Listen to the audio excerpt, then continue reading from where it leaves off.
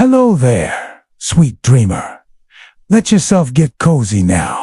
Feel the softness beneath you, the warmth around you, the safety in this moment. With each breath, feel your body grow heavier and your thoughts grow quieter. Let the air move slowly in through your nose and out in a gentle sigh, like the wind brushing over old stone. Let your arms and legs melt deeper into stillness, and let your eyes grow soft, heavy. You are safe, you are warm, and the world around you can wait. Because here, in this space, there is only peace, there is only story, and it's time to drift into something soft, something slow, just like the fog that curls around mountaintops at night. So now, come with me, let's wander. Let's drift into another time, far, far away, in the rolling, breathless hills of the ancient Carpathians, a place where the sky is wider, the stars are closer, and the wind carries secrets older than any name. And nestled in those hills, high above the sleepy green valleys, sits a castle, not broken, not forgotten, but living, alive in ways you can feel. Not just see, a castle that hums, a castle that breathes. And even now, if you stand very still by its crumbling gate, you might hear it sigh, like it's dreaming too. The castle has no name anymore. Its last was lost with the last winter of the old king, a man whose name was written only in cold ink and crumbling songs. But the people in the valley still whisper of it. They call it Kazuka Karasifla, the castle that breathed. And it does, every night, as the mist begins to roll in and the sky turns the color of sleepy embers, the stones in the walls warm softly beneath your hand. Not hot, no, but like a heart that never dies, a glow that never fades. This was because of a secret, a forgotten practice. Warming stones, placed deep within the heart of the castle centuries ago. Great, round slabs of river rock, heated in roaring fires all day, then tucked behind the walls and beneath the floors. The warmth would seep slowly into the stone, and in the coldest nights, it would radiate out, a gentle warmth, a breath. Servants, long gone now, would pad silently down the torchlit halls, their feet muffled by straw-stuffed slippers, placing these stones, tending them like babies. In time, the castle learned to hold heat on its own. Even in the dead of winter, it breathed a quiet warmth, one that clung to every tapestry, every rafter, every whisper of sleep. And over time, the castle began to remember things. High in the castle tower, where the spiral stairs narrowed to a single beam of moonlight, slept a queen. Not an ordinary queen, no, but one who wandered the halls in her sleep. Her name was Elise, and every night, after the fires had burned low, she would rise with eyes half-lidded, her hair spilling down her velvet gown like trailing ribbons of night. She did not speak. She did not wake. She only walked, step by silent step, through the hall of armor, where night stood frozen in memory, past the bell tower, where bats clung to the beams like folded leaves, and always, always to the great hall. It was said she could not sleep in stillness, that the dreams only came to her while her feet moved slowly forward, soft as dust on marble. And the castle, it loved her. It would warm the stones ahead of her each night, as if knowing the path she'd take, as if guiding her gently, protecting her. And when the queen's bare feet passed over the warmest stones, she would sigh, just a little, as if something inside her was melted. As if the castle were whispering something sweet to her, in a language only she understood. Now, dreamer, let your mind imagine the castle's breath, that soft heat beneath stone floors, the slow curl of smoke rising from an embered hearth. You're walking slowly now, through these ancient halls. The air smells of lavender and iron. The tapestries hush the wind, and every footstep you take sinks into silence, like snow underfoot. With every breath you take, the castle exhales. Soft, warm, protective, and you are welcome here, beneath the castle, in a room with no doors, and only one flickering window lies a chamber, a round room, lined from floor to ceiling with drawers. Wooden drawers, each carved with tiny symbols, stars, suns, feathers, teardrops. It was once the domain of the psalmist, the dream keeper. Each night, while the household slept, the dream keeper would walk the halls barefoot and listen, not with her ears, but with her chest. With a breath, she would place a hand gently to each door, each bedpost, and collect the dreams that floated just above each sleeper's brow. Then, softly, she would carry them, dreams still fluttering like moths, to the chamber of drawers. Each dream would be laid gently in its chosen space. A dream of falling into clouds, a dream of lost love returned, a dream of dancing horses in moonlit courtyards. No one remembered her name, but the dreams remain. If you listen closely, when the wind blows through the walls, you can hear them, not words, not voices, just feelings. Like the moment before waking, the hush between the last note of a lullaby and the first light of morning.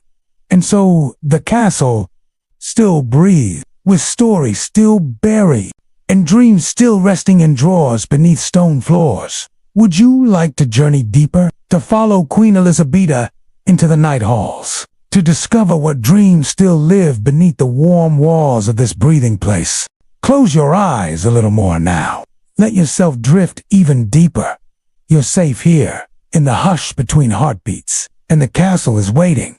Imagine now, a fire burning low, the kind of fire that speaks in crackles and sighs. Not roaring, no, nothing loud here, only the soft rhythm of a hearth that has known centuries. The great hearth sat in the heart of the castle, built of blackened stone. It stood to men high, and burned not with wild wood, but with special logs soaked in lavender oil, cedar bark, and crushed poppy seed. These logs did not spark.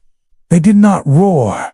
They whispered, their scent lulled those nearby into a gentle trance, a heavy-eyed softness that pulled time backward like a tide. This hearth never went out, not once in 400 years. It was said that a dying king, centuries ago, made a vow with his final breath.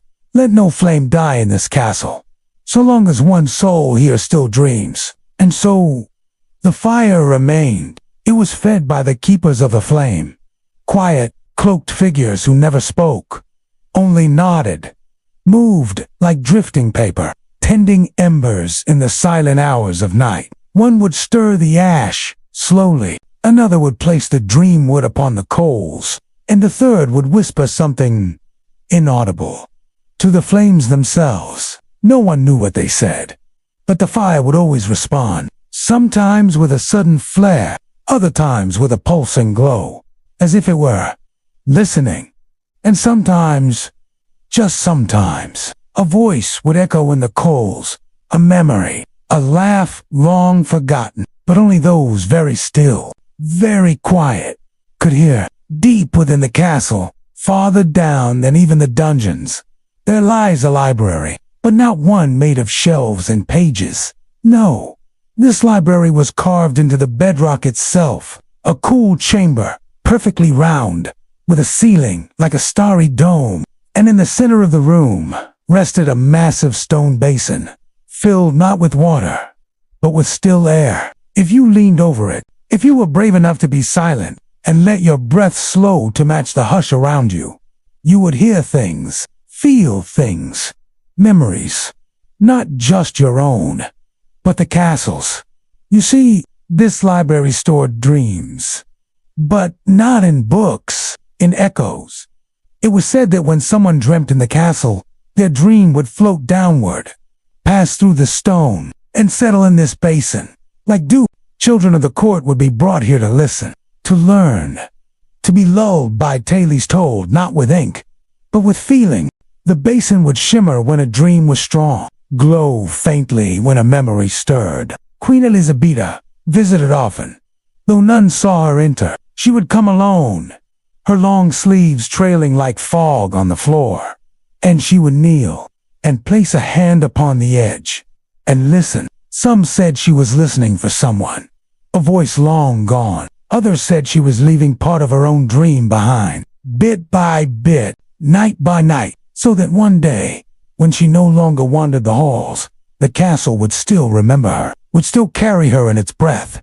Now breathe with me again, gentle listener. Let the stillness return. Imagine you are in that hidden library. Cool stone beneath you, a hush so deep.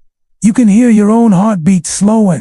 The basin glows faintly, and you feel peace blooming in your chest like a soft flower. You are part of the castle now. It welcomes you. It warms you. It holds your dreams gently.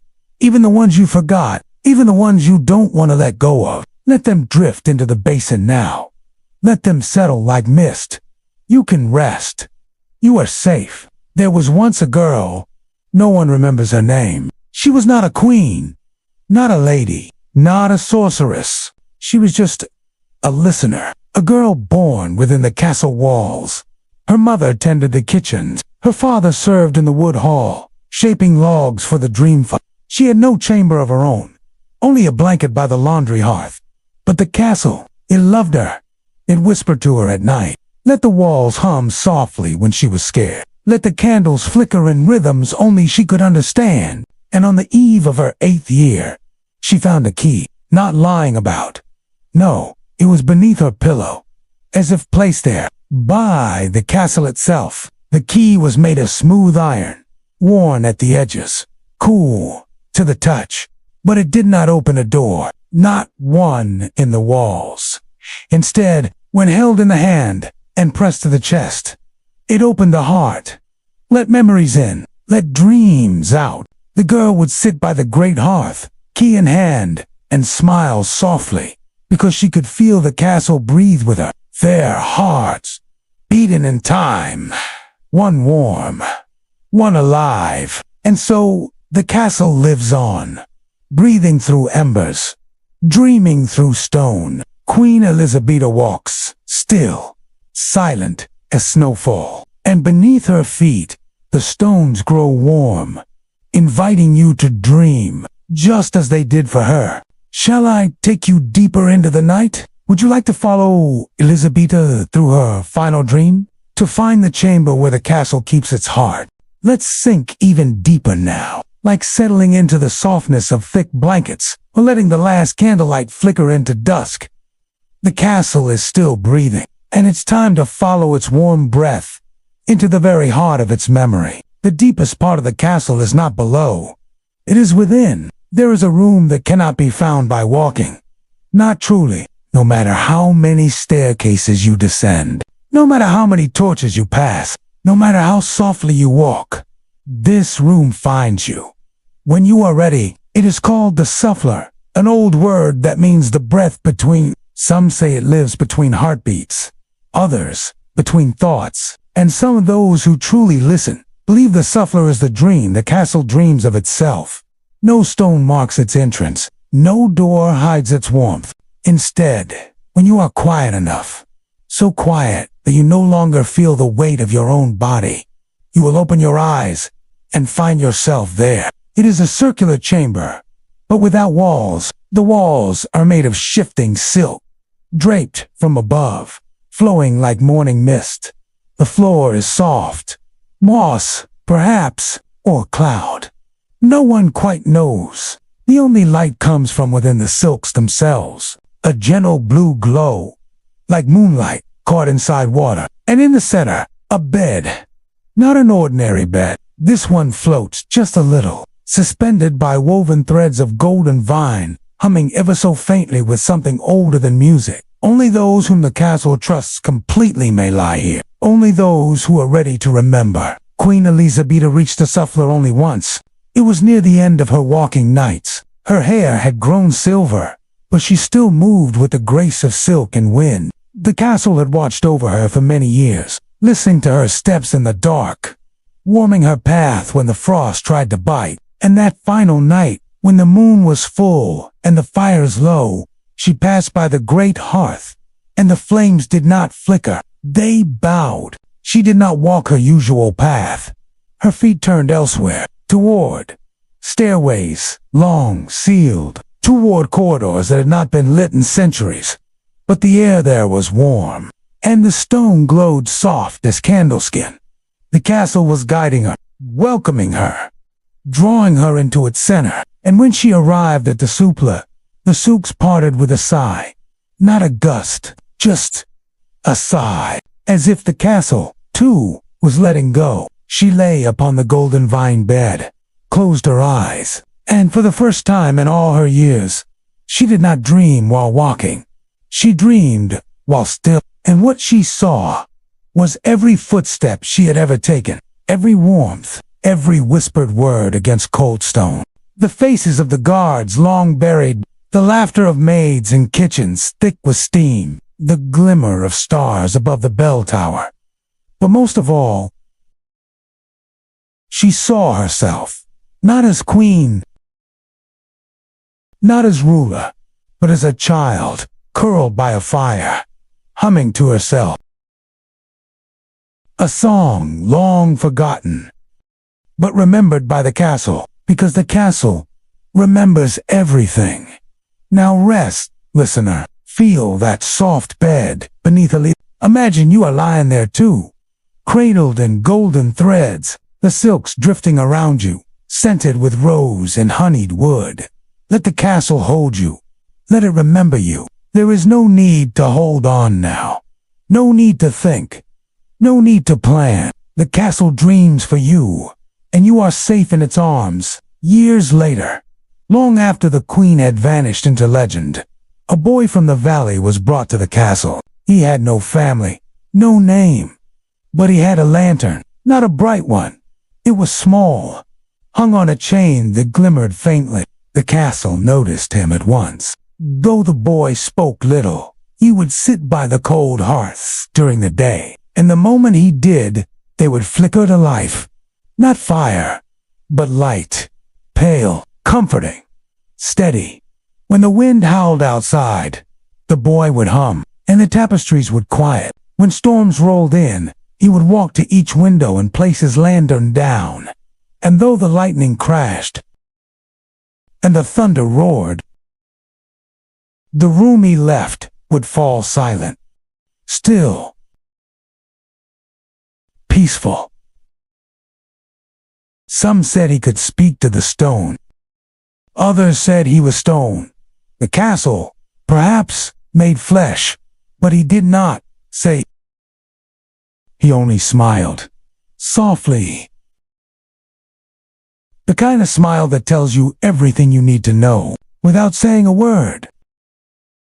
The servants began to call him Luminel, the little light. And the castle breathed easier with him there. Perhaps you, too, carry a lantern inside you, a light so gentle. The world forgets how strong it is. But the castle sees it. It always has. Let that light glow now, deep in your chest, like embers cradled in velvet, steady, quiet, warm. Let it guide you through your dreams, as the boy once did through shadowed halls. Let the breath of the castle flow through you, in and out, like waves on distant shores. It is said that one day the castle will sleep, not crumble, not vanish, but rest. Its walls, full of dreams, its breath, soft and slow, its warmth, held deep inside, waiting for the next dreamer to arrive. And when that day comes, when someone new places their hand upon the stone and hears it hum beneath their palm, the castle will breathe once more, the fires will stir, the drawers will open, and dreams will rise like dust in the morning light. The castle will not speak, but you'll feel it, a gentle warmth behind your ribs, a whisper in the walls. Welcome back. You are nearly home now. Dreamer, the story slows. The breath eases, but there is still one path left to follow. One door that may open, if you are ready. Shall I take you there? Of course. Let's take this final, gentle step together, the softest one yet. The castle is quieter now, as if it knows you are close to sleep, and is ready to share its last secret. Not long ago, when the skies turned gray more often than blue, and the valley below grew quieter, year by year, the castle chose someone new. A girl with ash-colored hair, eyes like early frost, hands always warm. She wasn't born in the castle. She didn't come from a line of stewards or nobility. She simply appeared. One morning, a low mist curled through the inner gates, and there she stood, wrapped in a cloak too large for her shoulders, barefoot on the dew-wet stones, and smiling, not the way children usually smile, but slowly, like someone remembering something sweet. The castle felt it at once, a shift in the stone, a hush in the breath. It recognized her. She had come before, many lives ago, in different shapes, different names. But the warmth in her hands was always the same. She was the next dreamkeeper. The girl did not speak much. Instead, she listened. Not to voices, not to footsteps, but to silence. She could hear where dreams gathered, in cracks of the stone, in curls of smoke, in drops of melted wax sliding down the edge of forgotten candles. She wandered the castle with bare feet, her cloak trailing softly behind her, and when she passed through the halls, the fires leaned toward her, the walls hummed gently, the windows cleared of frost. She began tending to the old dream drawers, not with keys, not with locks, but with her breath. She would breathe onto the surface of each one, and if the drawer warmed beneath her hand, she would open it. Inside were dreams, some old and crumbling, like dried petals, others still pulsing softly, like glowing coals.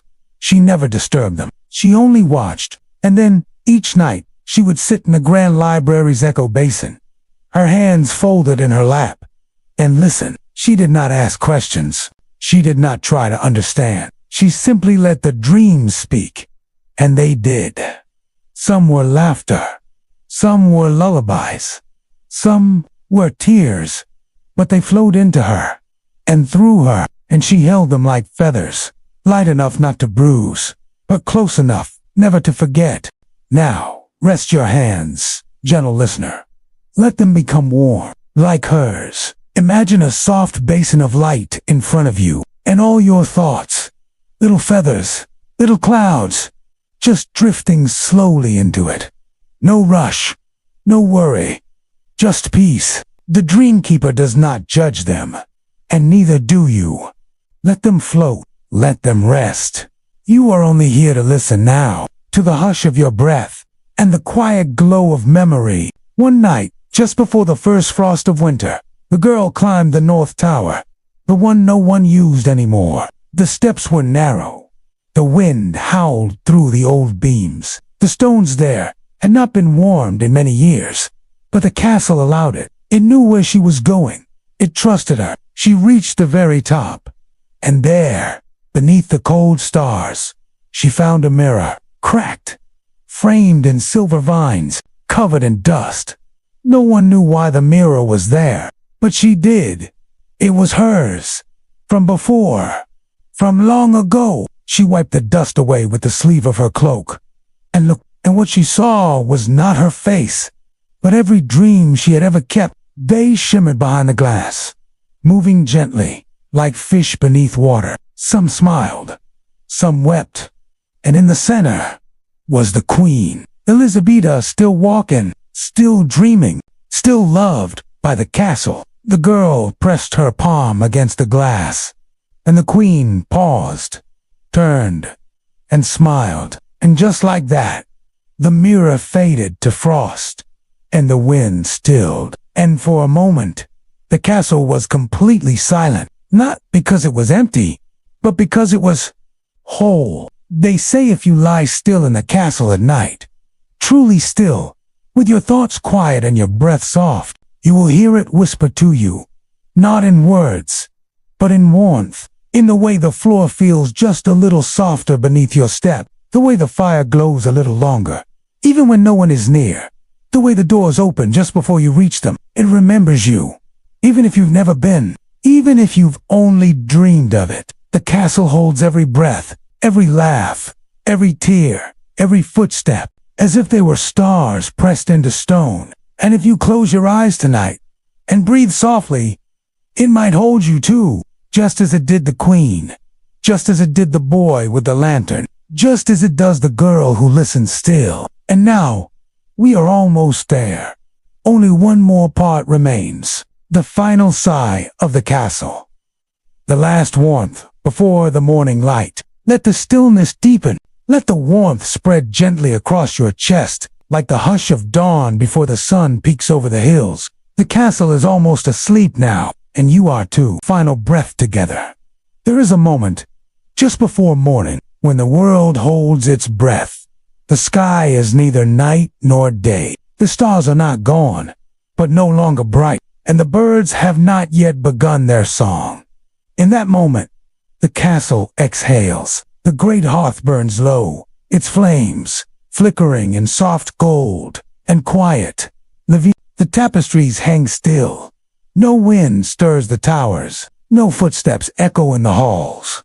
It is not silence born of absence, but the kind of silence that follows a lullaby. The kind of silence that holds memory and peace. In the chamber of dreams, the drawers are closed, each dream folded gently like parchment, resting in sleep.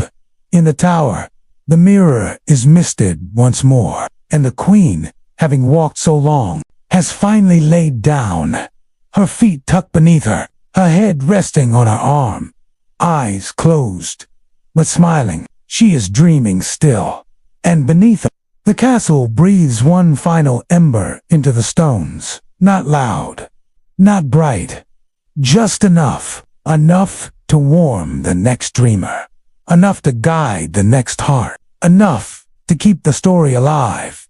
And now, gentle listener, the castle turns to you with eyes closed and heart soft and breath steady. It knows you. It has always known you, for even if you've never walked its halls, never touched its warm stones, or curled by its great fire, your dreams have wandered here. On nights you don't remember, in sleep too deep for words. Some part of you came, carried on the hush of a sigh, on the back of a single breath, and the castle kept it, tucked it away, safe, warm, and tonight, it returned it to you. So now, as your limbs grow heavier, as your breath grows slower, let the warmth of the castle rest in your chest. Let it glow quietly. Let it comfort you. You are not alone. The castle watches over you. It keeps your dreams. It remembers your silences, your little joys, your forgotten wonders. And it offers you peace in return. No need to hold on anymore. Let your thoughts drift like candle smoke. Let your body sink like velvet into stone. You are home. You are held. You are part of the breath. The castle sighs. Once more, a sound softer than snowfall, warmer than light, whiter than sleep. And in that breath, your dreams take shape. No hurry, no fear, only quiet, only warmth, only story. So rest now, dear dreamer. Sleep as the queen sleeps. Breathe as the castle breathes. And know, you are remembered, you are loved, and you are safe. Here, in the castle that breathed. You may let the silence carry you the rest of the way. Let the breath become your own. Good night, sweet dreams, and may the castle always keep you close.